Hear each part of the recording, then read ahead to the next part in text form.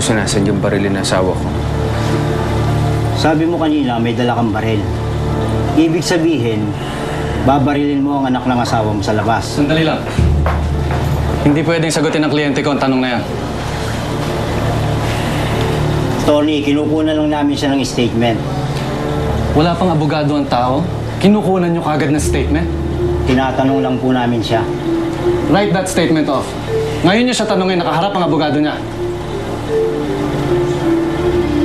Huwag ka mag-alala, anak. Available ang kaso mo. Makakalabas ka agad dito. Naku ma'am, Sabado po ngayon. Walang piskal. Walang mag-i-inquest sa kanya. Sa Lunes niyo na po siya mailalabas. Attorney, Wala po tayong magagawa dahil yun ang sistema nila.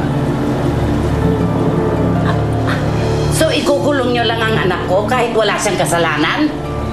This can't be! Mama! Hindi kriminal ang anak ko. Mama, please, calm down! That's not the point. Mama, I can handle it, okay? Hindi nila dapat ituring kang kriminal. Hindi ka kriminal, Arturo. Hindi ka dapat nila ikulong dito.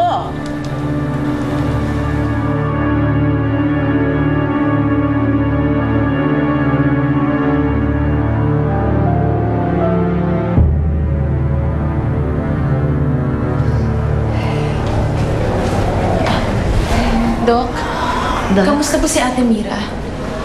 Naalis na namin yung bala sa ulo niya, no? And she's unconscious right now. Dadalhin na rin siya sa ICU. Totoo lang ho, no? It's a head injury. So, maaaring maapektuhan ang kanyang memory, pati na rin ang motor skills niya and speech niya. Tatapatin ko ho kayo. Talagang delikado ang lagay ng pasyente.